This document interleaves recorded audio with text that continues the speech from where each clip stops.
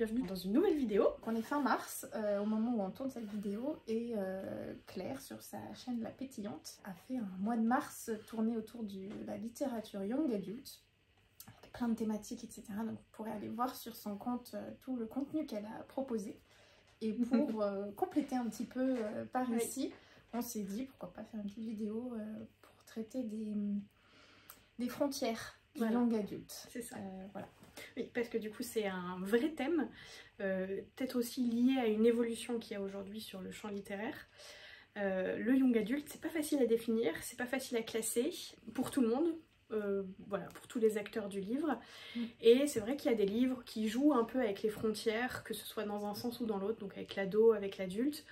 Donc on s'est dit qu'on allait sélectionner un certain nombre de livres avec lesquels voilà, les frontières sont un peu floues, qu'on a nous-mêmes parfois du mal à définir young adulte, pas young adulte, et aussi du coup en profiter pour vous donner notre propre définition du young adulte. Pour moi, le young adulte, c'est très large en termes de tranche d'âge, parce que ça, pour moi, ça va de 15 à 25 ans, à peu près, grosso modo. Et ça se définit en deux grosses parties qui, selon moi, sont un peu différentes. C'est-à-dire la partie un peu basse du young adulte, avec toutes les thématiques autour du lycée, et donc avec des héros plutôt lycéens. Et puis la partie un peu plus haute en âge, où là, c'est plus tourné autour des études. Donc c'est vrai que je les classe comme ça. Après il y a des... Ouais, ça, en fait, ça bouge un peu, quand et dans la fantaisie, ça joue un peu. Voilà. Mais en tout cas, pour moi, c'est en termes de maturité aussi des personnages, des thématiques qui sont abordées, qui sont pas abordées de la même manière quand on est au lycée, quand on est étudiant, quand on est jeune pro. Et c'est là pour moi qu'il y a beaucoup de choses qui se jouent dans les frontières en tout cas. Je rajouterais que le young adulte n'est pas un genre, c'est une tranche d'âge. Et donc du coup dans le young adulte on a de tout, on a du contemporain, de la fantaisie, de la poésie, plein de choses, et plein très diverses. Et que du coup effectivement ce qui compte c'est plus les thématiques pour pouvoir classer en young adulte que réellement l'âge des personnages, même si ça donne souvent quand même un point de départ, mais vous pouvez avoir de l'adulte avec des personnages qui ont, voilà, ça fonctionne aussi. Voilà, donc ça va pas forcément dans les deux sens. Et ce qu'on se disait aussi, c'est que souvent, pour repérer du young adulte, c'est intéressant de regarder les rapports par rapport à la famille et notamment aux parents. Puisque la définition même du young adulte, c'est un jeune adulte qui prend son indépendance. Donc en général, la question de la prise d'indépendance a un rôle dans l'histoire.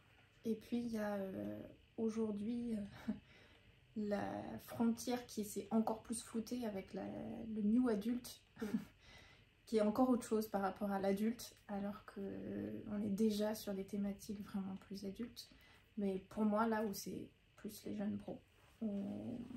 Les là, premiers, premiers travaux. Ça y est, l'indépendance est prise complètement. C'est le premier pas dans la vie active, voire pas forcément les premiers pas. Oui. Mais voilà. Toutes les thématiques du coup qui découlent aussi... de ça, des relations qui sont différentes aussi quand on est jeune pro, enfin, voilà. Et tous ces questionnements.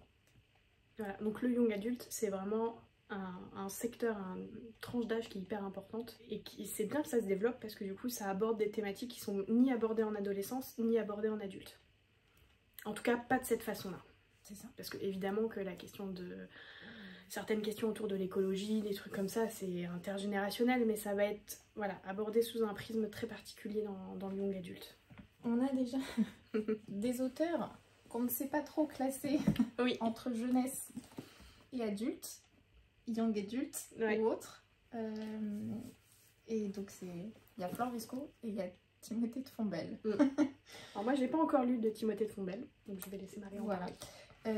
Pour moi, Toby Loneless, alors moi je l'ai découvert sur le tard, je l'ai lu en tant qu'adulte, et je pense que si je l'avais lu ado, voire jeune, parce que c'est vraiment une collection jeunesse là. Je n'aurais pas lu de la même manière, ça n'aurait pas eu le même impact sur moi, ça j'en suis persuadée. Ça se lit au début comme un conte, vraiment, l'histoire d'un petit bonhomme qui vit dans les arbres et qui n'est pas plus haut que ça. Mais en même temps, il arrive plein d'aventures, c'est merveilleux, c'est très très bien écrit. Et en fait, dans la duologie, parce que donc il y a un tome 2 aussi, à la fin de ce tome 1, on arrive à voilà, il y a un basculement qui se fait où pour moi, moi en tant qu'adulte, je me dis waouh, il y a des thématiques derrière, etc., qui sont très adultes en fait, qui sont abordées. Et donc il y a des notions, je pense, qu'on capte plus en tant qu'adulte, parce qu'on a les référentiels aussi, ça nous parle par rapport à ce qu'on vit ou autre, que peut-être on passerait à côté en tant qu'enfant. Donc il y a pour moi, Timothée de Fontbelle fait partie de ces auteurs qui sont intergénérationnels et qu'on ne lit pas de la même manière quand on est enfant, quand on est ado et quand on est adulte. Et on y prend à chaque fois des choses différentes. Donc je trouve que c'est intéressant aussi de les lire à différents âges, parce que je pense que voilà, on a une lecture différente à chaque fois. Et donc Toby Loneless fait partie pour moi de ces livres qui pourraient très bien être en jeunesse, en adulte.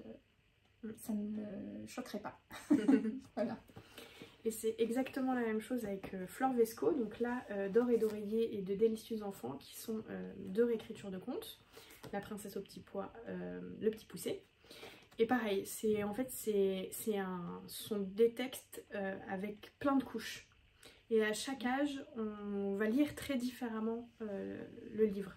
J'avais été à une conférence avec Flore Vesco qui parlait d'Or et d'Oreiller et qui disait qu'elle avait fait des interventions dans des classes, alors je sais plus exactement le niveau, je me demande si c'était pas 6e ou 5e.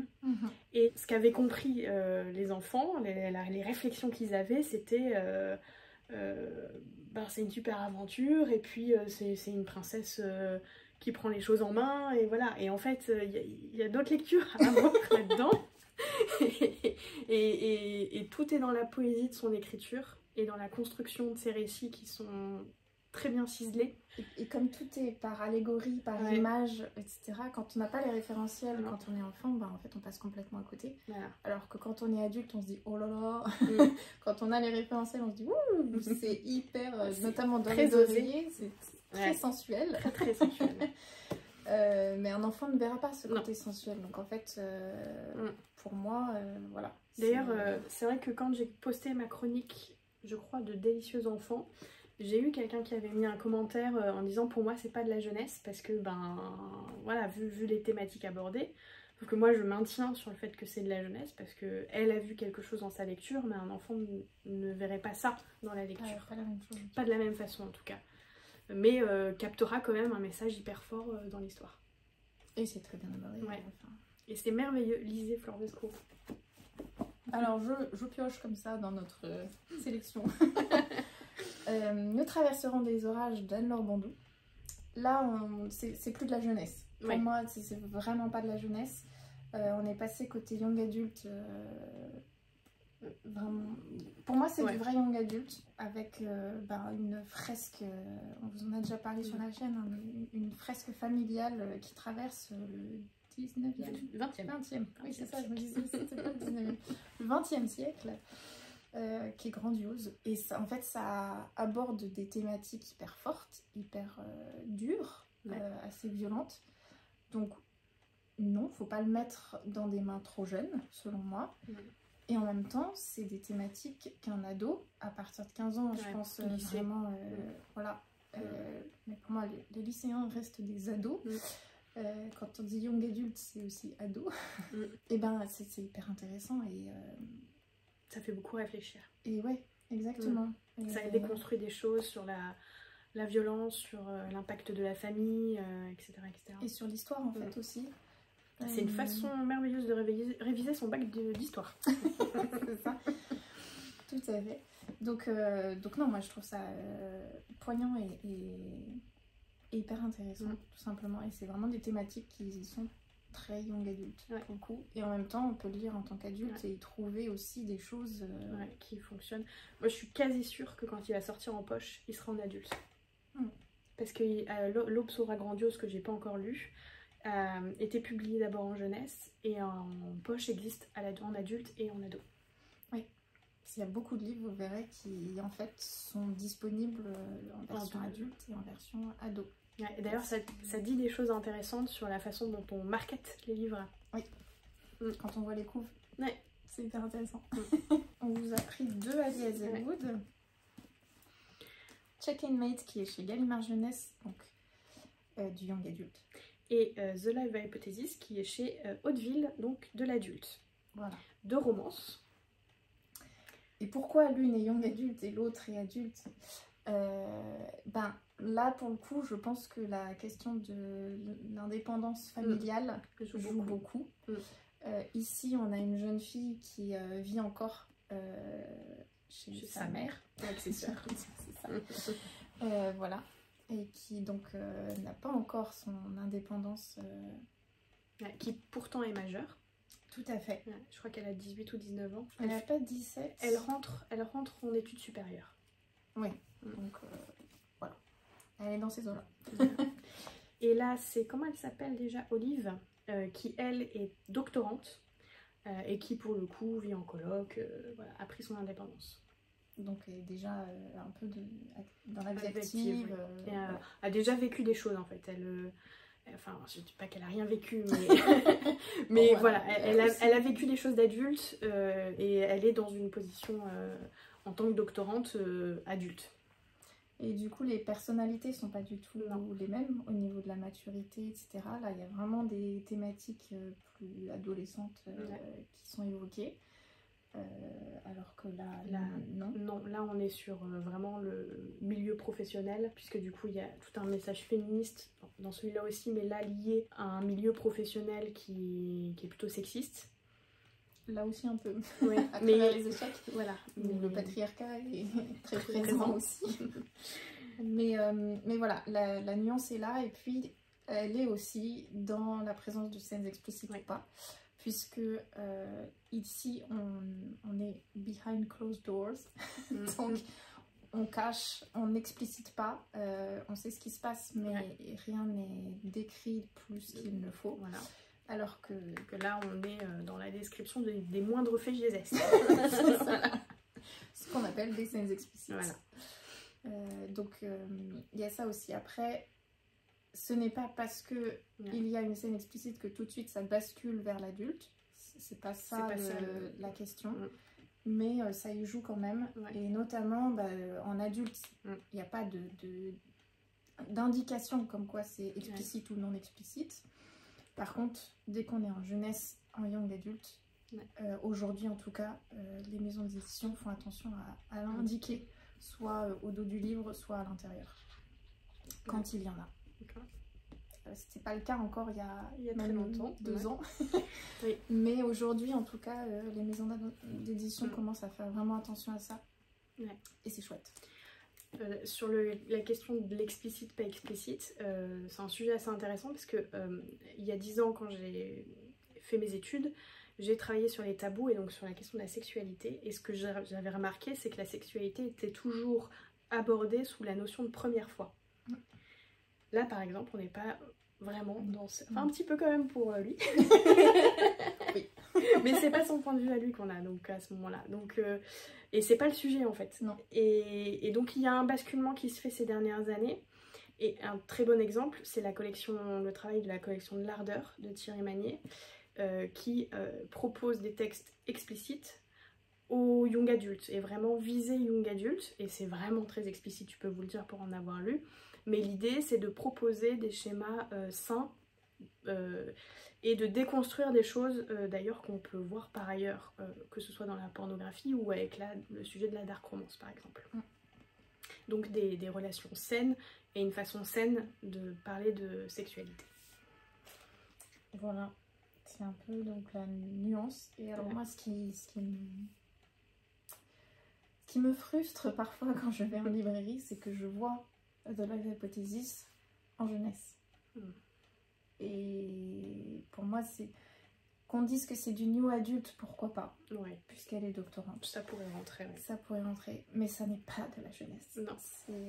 Pour moi, c'est vraiment, voilà, ça a basculé, ça devrait être toujours côté adulte.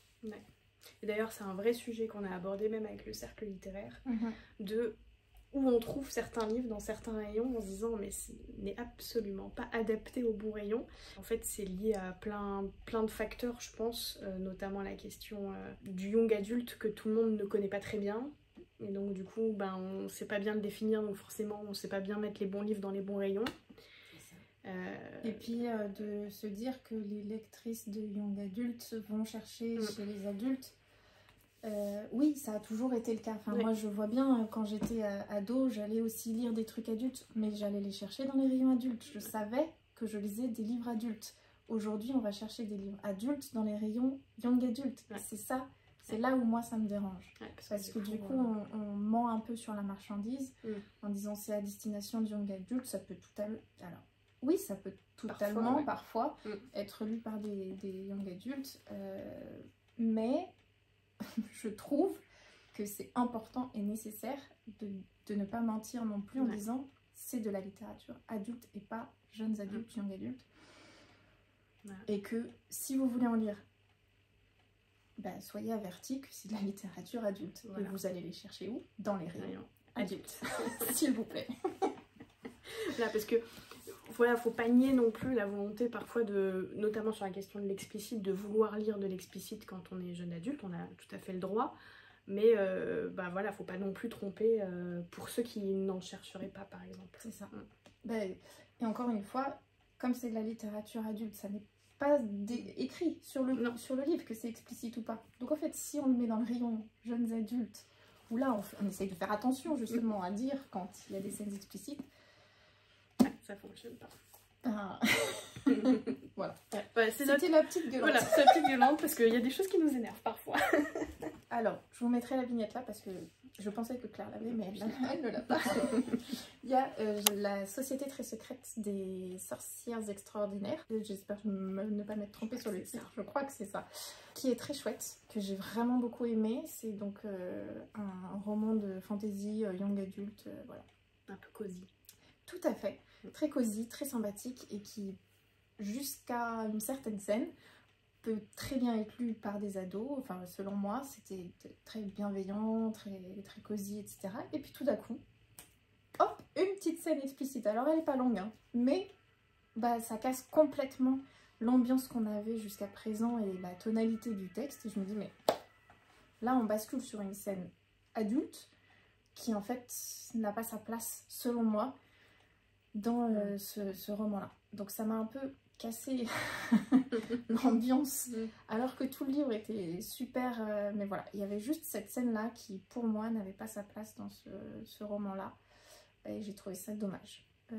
Parce que du coup, c'est vrai que je ne le recommande pas à des trop jeunes à cause de ça, alors que tout le reste pouvait très bien être lu. Et puis c'était pas indiqué. Et c'était pas indiqué. Voilà. Donc c'est vrai qu'on s'y attend pas du tout. Le Maine, je me suis toujours posé la question, c'est une maison d'édition adulte ou ils font un peu de tout? C'est young adulte. Ouais, c'est young adulte, ouais. Parce que j'ai toujours trouvé leur positionnement hyper flou. Oui. Bah, ils indiquent pas forcément... Enfin, j'en ai pas lu assez pour bien connaître cette maison d'édition, donc voilà. Moi, je voulais vous parler aussi de La demeure des Mahorel de Siècle Vaillant et Anouk Faure, parce que on le trouve en rayon young adulte. Je pense que dans certaines librairies, on le trouve aussi en adulte. Et personnellement, je ne saurais pas où le classer. Où le mettre. Il y a des ovnis. Où le mettre. C'est complètement un ovni. En fait, mais je trouve que c'est un peu le problème des livres sous forme de contes philosophiques, etc. C'est un peu ce qu'on disait en fait avec Toby Loneless et Fleur Vesco. C'est pareil, c'est sous forme de contes. Et les contes, c'est quoi? C'est des récits qui sont à la fois écrits pour les enfants et pour les adultes. Donc en fait, ils ont cette comment dire, en fait, ils sont universels. Cette notion intergénérationnelle de base dans la forme du conte. Et là, c'est un peu ça aussi. C'est-à-dire que les enfants, je pense, alors, ça reste quand même... Il y a beaucoup de textes, et donc c'est pas pour les tout petits non plus. Hein. Mais c'est pas de l'album. C'est du roman illustré. Ça reste exactement. Mais en même temps, il y a un aspect philosophique, je sais pas, de construction des personnages, de leur personnalité, de leur évolution, etc., qui effectivement, il y a une couche très adulte, mais je pense que des ados peuvent tout à fait le lire et s'imprégner de beaucoup de choses, et dans l'histoire, etc. Mais ils passeront peut-être à côté de certaines choses. Donc...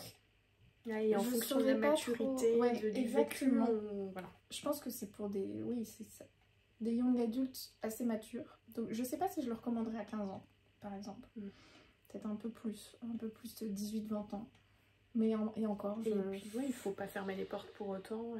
Non, mais voilà. Mais même moi, en fait, je suis sûre qu'il y a plein de trucs qui me sont passés, qui me sont passés au-dessus, tellement c'est riche. Et est-ce que c'est grave? Non, en fait. Et je pense que de toute façon, dans toute lecture, chacun va prendre ce qui lui parle, ce qui le touche, et peut-être voilà, avoir différents niveaux de lecture. En tout cas, celui-ci, c'est un peu un ovni. Voilà. C'est vrai que c'est le genre de livre pour lesquels les éditeurs vont pas forcément, parce que du coup, c'est très compliqué à classer derrière. Mais c'est bien qu'ils existent quand même. C'est ça. En général, c'est quand même des pépites. Donc, je continue d'ailleurs avec un peu le conte avec Rouge de Pascaline Nolo, que j'ai lu il y a quelques années. Donc les choses seront peut-être un peu floues dans ma tête. Très précisément, je l'ai lu en... Non, c'est pas bon. 2021. Un livre chez Gulfstream. Alors Gulfstream, on va en reparler. C'est une de ces maisons d'édition justement qui joue un peu avec la frontière young adulte, je trouve, dans ses publications. Et pourtant, c'est bien la collection électrogène qui est à destination des... Je crois que c'est sur le site 15 ans et plus, je l'avais regardé. Donc là, on est sur une réécriture du Petit Chaperon Rouge, mais en version sombre, pour aborder des thématiques très fortes autour des violences sexuelles. Voilà, comme ça c'est dit. Puisqu'on est très rapidement dans un village, et on va suivre ce personnage rouge qui va avoir ses premières règles, et quand on a ses premières règles, on est envoyé dans la forêt. Et elle est un peu une jeune fille qui est beaucoup rejetée parce que sa mère est vue comme un démon, et puis on comprend que c'est lié à certaines choses qui se sont passées dans le passé qui sont très dures. Et donc on est sur des thématiques extrêmement violentes, et d'ailleurs il y a des passages extrêmement violents. Il y a ce côté très poétique, très philosophique, qui fait que effectivement là aussi je suis pas sûre d'avoir tout compris, mais en même temps des sujets qui sont tellement indispensables, importants, que si on est prêt en tant que grand ado à le lire, eh ben on peut y aller, parce qu'en fait c'est quand même adapté à cette tranche d'âge là, malgré tout. Juste il faut être prêt à aller sur des thématiques assez fortes comme celle-là. Et d'ailleurs voilà, c'est écrit majuscule souligné, un récit où le merveilleux se mêle à l'horreur et où l'innocence se dilue impeccablement dans le sang, un conte sensible, sombre et envoûtant qui ne cherche à épargner personne et surtout pas son lecteur.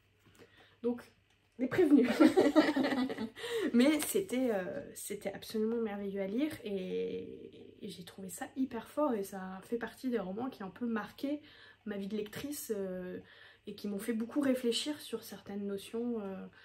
Voilà, et je pense que d'ailleurs j'ai développé un goût du sombre aussi avec Rouge. Donc c'est pour vous dire. On continue avec Gulfstream du coup. Runeborn d'Ariel Holz, dont le tome 2 vient de paraître. Là on est vraiment à la frontière de l'adulte pour moi. Et je m'y attendais pas forcément.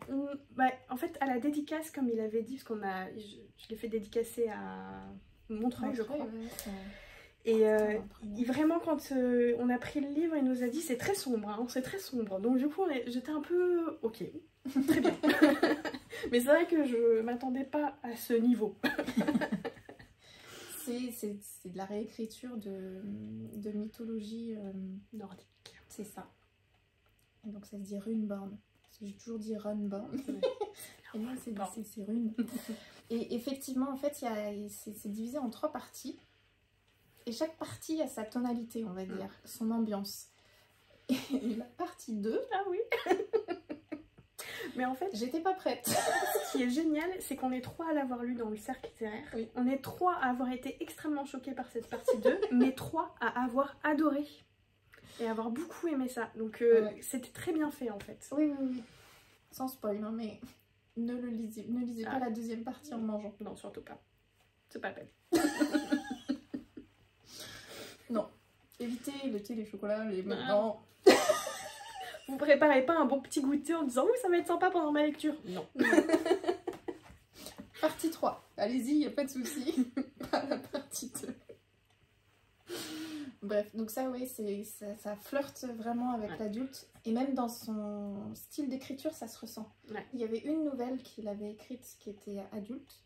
Mais à part ça, j'ai toujours lu du Ariel Holz jeunesse et ado. D'ailleurs, il a vraiment dans toutes les tranches d'âge.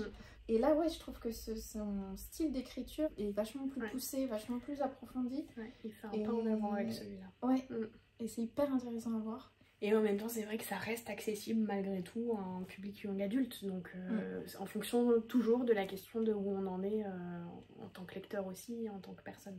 C'est ça. Du coup, on enchaîne avec encore de la fantaisie. Une fenêtre sur les ténèbres, la duologie du roi berger de Rachel Gillig, qui est parue chez Sabran. Et qu'on a toutes les deux adoré. Très très belle duologie. Qui flirte aussi avec le conte, encore une fois. Oui, c'est vrai. Voilà, la preuve que vraiment il y a un truc avec le conte. Univers vraiment gothique. Et c'est vrai qu'au moment où, parce que dans mon carnet de lecture, je note les tranches d'âge des livres que je lis. Et celui-ci, je suis restée au moins 5 minutes en me disant... je le mets dans quoi, adulte ou young adulte? Et je ne sais même plus dans quoi je l'ai mis. Je crois qu'au final on en a discuté, qu'on s'est dit qu'on le mettait en adulte, à cause du tome 2 surtout. C'est vrai. Oui, qui pousse vraiment la réflexion beaucoup plus loin. Et, plus philosophique, plus fantasmagorique aussi. Oui, et dans les relations des couples. Va un peu plus loin dans la complexité. Les thématiques, etc. En fait, le tome 1, le couple premier, c'est vrai qu'il y a quelque chose d'assez...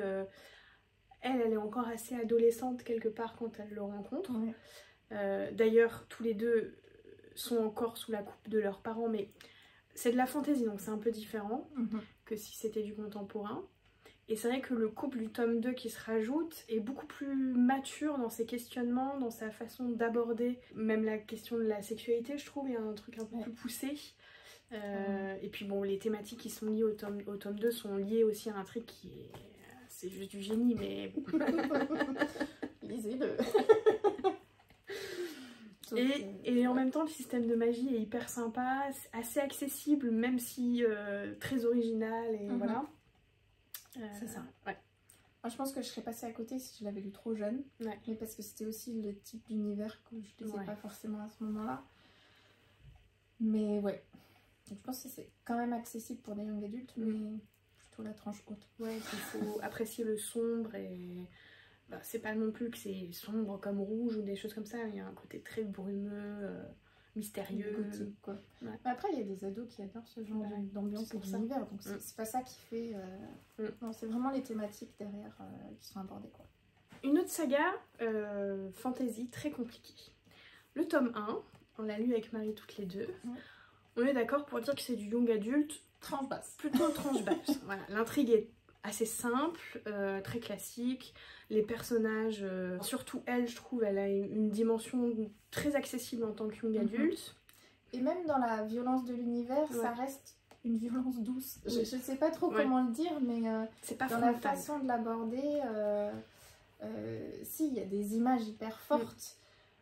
J'en ai une en tête particulièrement, mais sinon dans le reste on sait qu'il y a la guerre, il y a une guerre, c'est pas vraiment la guerre, mais il y a une ambiance un peu posée où tu sais pas, c'est pas la paix, c'est pas, tout va pas si bien que ça, voilà.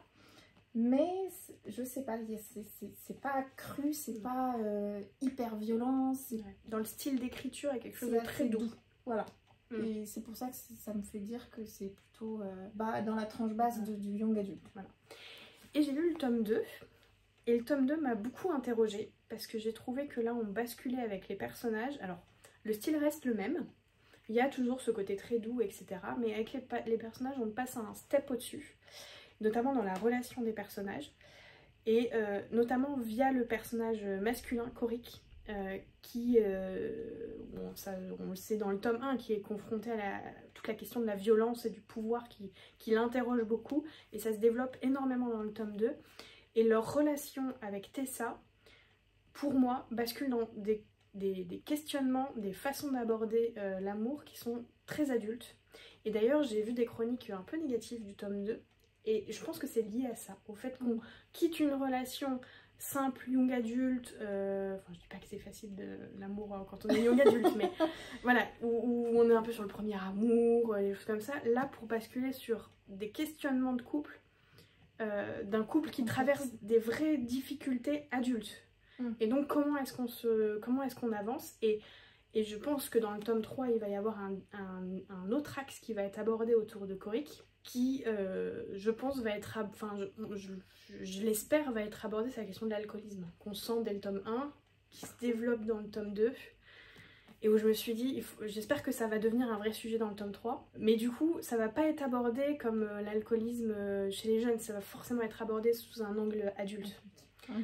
Et voilà, et en fait c'est plein de petites choses comme ça, non des trucs que je peux pas dire parce que sinon je vous spoil, mais qui m'ont fait dire, on reste sur le même style, il y a un côté toujours très young adulte dans la façon d'aborder la violence, etc., mais dans les interrogations, les relations entre les personnages, on passe à un cap supérieur. Et du coup, ce tome 2 m'a beaucoup plu parce que il y a un moment où j'ai été assez inquiète et où j'ai trouvé la conclusion de tout ça très adulte, très mature, et pas young adulte. On vous remontre. Ouais, le parce rouge que c'est trop beau. Voilà. 2 autres séries qui basculent un petit peu entre le young adulte et d'ailleurs et l'adulte. Le nom de la maison d'édition a changé entre temps et ça dit des choses. C'est les séries de Sarah J. Maas. Ouais. Enfin, c'est là. Parce que la 3e, Crescent City, c'est de l'adulte et il y a zéro doute. Et d'ailleurs, c'est pas La Martinière qui l'a publié. Et ici, donc c'est marqué même à partir de 16 ans. Donc déjà, ils sont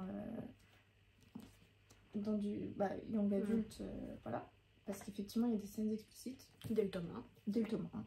Pas hyper développées dans mon souvenir, mais elles sont présentes. Mais elles sont présentes et très explicites. Pas très longues, mais très explicites. C'est ça. Mais pour autant, c'est vrai qu'il y a des côtés young adulte dans surtout dans les questionnements et la personnalité de l'héroïne, qui reste assez adolescente en fait, et qui va être plongée dans des thématiques adultes en fait, par ce qu'elle va vivre, par l'aventure, etc.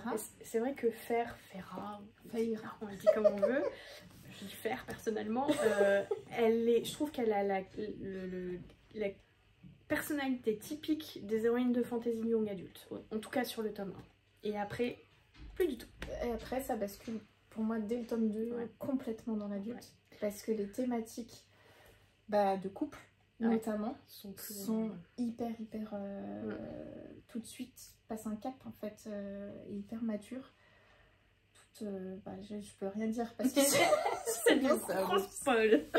Spoil complètement. Si vous ne l'avez pas vu, je ne voudrais pas vous spoiler parce que vraiment ce serait dommage. Mais en tout cas, ça bascule totalement d'une première relation assez love passion adolescente, voilà, à en fait c'est quoi le couple, qu'est-ce que je veux mettre en avant dans mon couple, qu'est-ce qui est important, etc.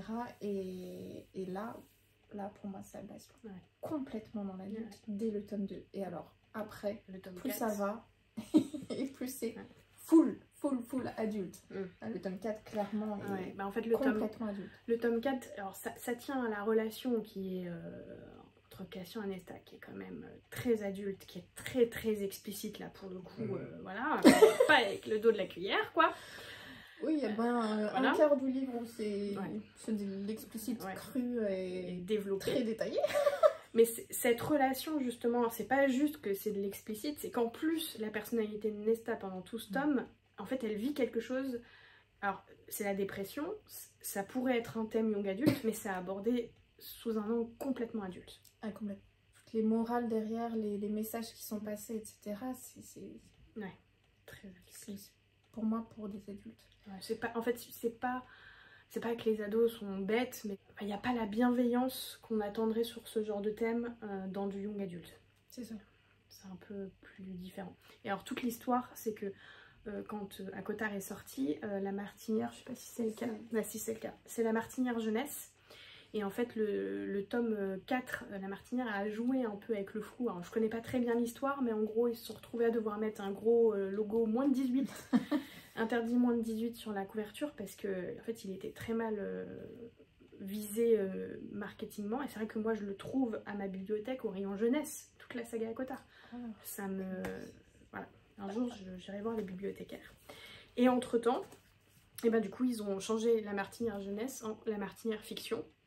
Je crois que c'est surtout à Cotard qui a débouché à ce changement. Et d'ailleurs, voilà, dans leur communication, maintenant c'est pas vraiment que du young adulte qu'ils font, c'est aussi de l'adulte, enfin du new adulte, je crois qu'ils parlent de new adulte. C'est ça. Et du coup, moi je vais vous parler de Kéléana, qui me questionne énormément, pour être honnête. Donc là, c'est le dernier tome, je viens de terminer la saga. Et en fait, Kéléana, donc le personnage principal qu'on suit, mais qui en fait, au fur et à mesure, laisse aussi la place à plein d'autres personnages secondaires, qui sont aussi personnages principaux, enfin ça c'est très bizarre. Mais voilà, en fait c'est extrêmement intéressant à étudier, parce qu'en fait dans le tome 1, tout le monde dit que Kéléana c'est une saga young adulte. J'en suis pas entièrement persuadée. Je pense que c'est une saga qui voilà, bascule entre les deux et qui dépend réellement du lecteur et de la lectrice, enfin, surtout de la lectrice en l'occurrence. Et ce que j'ai trouvé hyper intéressant dans Kéléana, c'est que, et avec le personnage de Kéléana, mais en fait avec d'autres personnages, c'est que la question des relations amoureuses notamment, et même des relations amicales, repose sur le fait que elle n'est pas très vieille, Kéléana, je crois qu'elle a 17 ans dans le tome 1, mais qu'elle a déjà vécu des choses, enfin c'est une héroïne de fantasy quoi, mais d'un autre côté elle a une personnalité qui reste celle de quelqu'un qui pourrait avoir entre 20 et 25 ans. Et en fait, elle a déjà vécu des choses, mais elle reste malgré tout dans son jeune âge, et au fur et à mesure, elle grandit.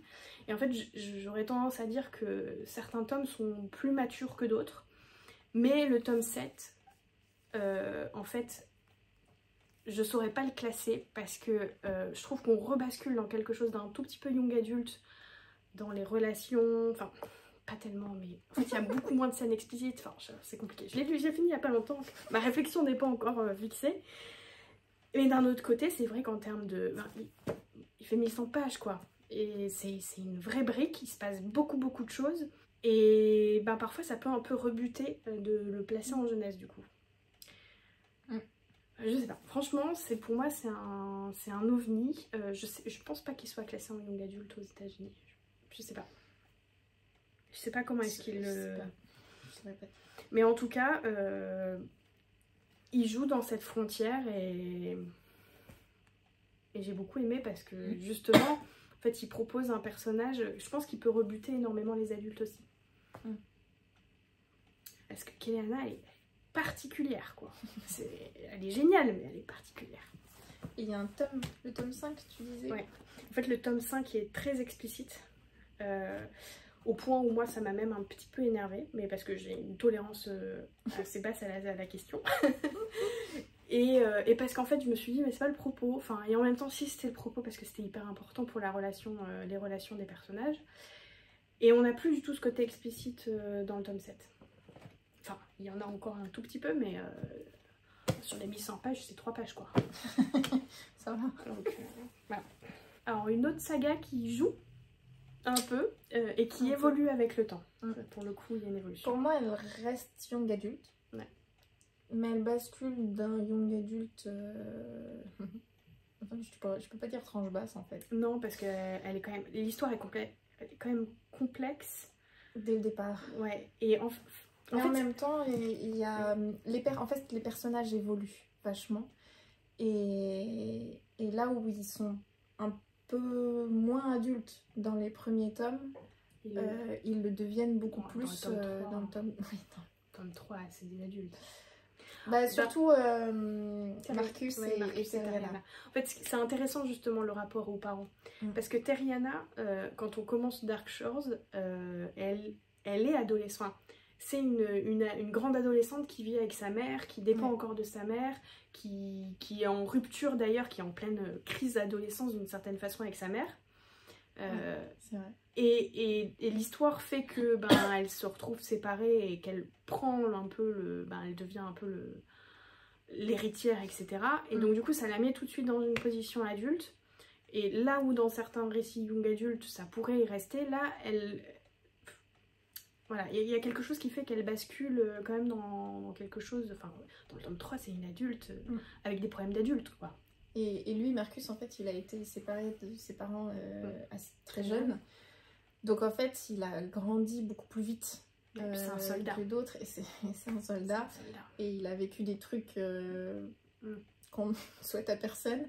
Donc, il y a aussi une maturité qui s'est faite, alors qu'ils ont tous les deux 17 ans, je crois, ils sont pas majeurs. Dans les livres. Et en même temps, la question de Marcus avec son rapport à la famille reste hyper important dans en tout cas dans les 3 tomes, enfin les 2 tomes puisqu'il apparaît dans 2. Oui. Donc il est indépendant, mais l'est-il vraiment? Peut-être pas totalement. En fait, il s'est peut-être pas détaché complètement. Donc c'est hyper intéressant. Et c'est vrai que la conclusion du tome 3 nous fait dire qu'on va basculer sur quelque chose... Ça va aller petit à petit vers de l'adulte. Du moraligré, des choses comme ça. Je pleure intérieurement. Très curieuse de voir où ça va aller, franchement. Oui. Voilà. Et c'est vrai que quand on pense au Pont des Tempêtes, moi le Pont des Tempêtes de Daniela Jensen, il y a 0 doute sur le fait que c'est de l'adulte. Et pourtant l'héroïne, enfin les héros ont à peu près les mêmes âges que dans cette saga-là. C'est ça. Mais c'est vraiment une question de maturité en fait. Des enfants qu'on fait basculer trop vite dans l'adulte. Là où ici, ça n'a pas forcément été le cas de tout le monde. Que ce soit ici avec Terriana ou dans le tome 2 avec Lydia et comment il s'appelle? Et Kylian. Alors, là je pense qu'il y a aussi une question autour de la collection. On va parler de plusieurs choses. Donc la collection Comet, When the King Falls, de Marie Niehoff. Alors là, on est sur de la romantaisie, vampire, tout ça. Et je sais pas comment classer ce livre. Vraiment, je suis très perturbée. C'est un livre sur lequel j'ai pas mis forcément une très bonne note, mais qui m'a énormément marquée et j'ai hâte de lire la suite. Enfin, c'est très bizarre.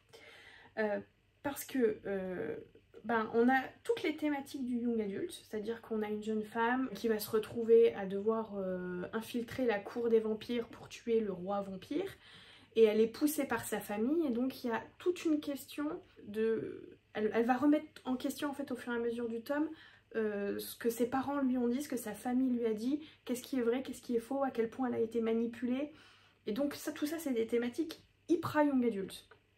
Et d'un autre côté, en fait le roi est assez adulte lui-même, c'est un vampire quoi. Et donc du coup il va apporter quelque chose de beaucoup plus adulte à l'intrigue, et puis il y a des scènes très explicites auxquelles je m'attendais pas du tout, je les ai pas vues venir en plus, et c'est pas indiqué. Même pas à l'intérieur je sais plus. Ah si, ce roman contient des scènes de sexe et de violence explicite. Pardon, je ne lis pas les triggers parce que à chaque fois j'ai peur de me faire spoiler des trucs. Mais comment ils le mettent à l'intérieur, sachez-le. Voilà. Et c'est vrai que du coup Mais si, je l'ai commencé en sachant qu'il y avait des scènes explicites. Mais oui. Mais je m'attendais peut-être pas à ce niveau. Voilà, je m'attendais pas à ça. Enfin, je sais pas. J'ai trouvé le truc assez ovni, j'aurais dit... À un moment, je me suis dit, mais c'est du new adulte, et en même temps, j'étais là, mais non, mais elle a quand même des interrogations qui sont très young adulte. Enfin, je sais pas. Je sais pas. Peut-être le côté vampire aussi qui accentue. L'éditeur allemand le classe en new adulte. Et en tout cas, c'est comme ça qu'ils le vendent. Et Comet se vend comme un label young adulte uniquement. Et pourtant, ils ont aussi sorti celui-ci, Un Noël presque parfait, Bienvenue à l'Hôtel Mary. Romance de Noël, qui pour moi est vraiment à la frontière entre le young adulte et le new adulte. Parce que c'est vrai qu'au début, les deux personnages principaux sont quand même très jeunes. Ouais, on dirait même qu'ils ont 15 ans, quoi. C'est ça. Alors qu'en fait, ils en ont 20, ils ont la vingtaine. Plus, 23 je crois. Ouais. Donc ils font très jeunes quand même dans leur tête, dans leur façon de se comporter, dans leur réflexion. Et il y a quand même un basculement qui se fait vers le milieu du livre. D'ailleurs un basculement qui m'a fait plus apprécier le roman du coup. Et toute la fin pour moi est plus new adulte. avec justement cette prise d'indépendance dont on parlait aussi au début de la vidéo. Et parce que, ben, oui, en fait, ici, on a aussi deux... lui ne vit plus avec ses parents lui parce qu'ils sont décédés. Voilà. Mais il a ses grands-parents qui restent les figures parentales importantes, mais dont il est assez détaché. Pas complètement, mais assez. Ça. Et elle vit encore avec, chez ses parents. Chez son père, ouais. Chez son père. C'est sa belle-mère. Son père et sa belle-mère. Et c'est vrai qu'elle a une relation avec son père extrêmement fusionnelle. Qui fait du coup, pour moi, qui fait basculer vers du young adulte, alors qu'en fait, j'aurais tendance à vouloir le mettre en new adulte quand même. Donc il est vraiment à la frontière entre les deux et il joue un peu avec ça. Et toute la fin pour moi est presque new adulte. C'est new adulte. Oui, parce qu'après on est aussi sur des questions qui sont pas liées aux études, à l'avenir et tout. Eux, leur avenir est déjà, ils ont déjà choisi. Et c'est la question du boulot. Ils travaillent d'ailleurs, voilà, en fait, tous les deux. C'est tous les deux. D'ailleurs, lui est même sur le point de devenir directeur. Oui. Donc, avancée quand même assez importante professionnelle. C'est ça. Donc, voilà, des thématiques professionnelles très new adultes, des personnalités très ados, mais pas complètement parce qu'après, ça s'éteint un petit peu au fur et à mesure. Et c'est peut-être, d'ailleurs, je me dis, en fait, c'est peut-être ce mix qui... pour certains lecteurs, fonctionne pas totalement. Parce que du coup, moi, j'ai vu des critiques très mitigées sur celui-ci. Et je pense que c'est ça qui a fait que, en fait, il y avait quelque chose de pas complètement ajusté. Mais je me demande, dans une certaine mesure, à quel point ça peut aussi refléter une vérité, c'est-à-dire qu'on reste de plus en plus longtemps chez nos parents. Voilà. Est-ce que ça comble pas un trou qui manquait un peu, je sais pas. Je crois qu'on a fait le tour de tous ceux qu'on avait sélectionnés. Oui, il y en a sûrement plein d'autres dont on aurait pu vous parler. Mais voilà, ça vous donne quand même quelques petites clés de ce que nous, où on case les choses et pourquoi.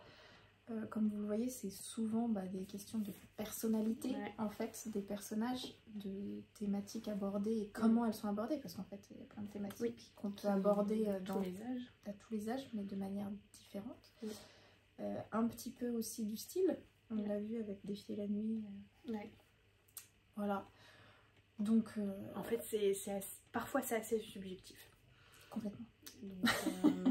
Complètement. Puis nous, c'est vrai qu'on a un regard adulte sur ces questions-là. Et d'ailleurs, c'est toute la difficulté de juger correctement. C'est-à-dire que voilà, il faut aussi garder son œil de jeune adulte parfois.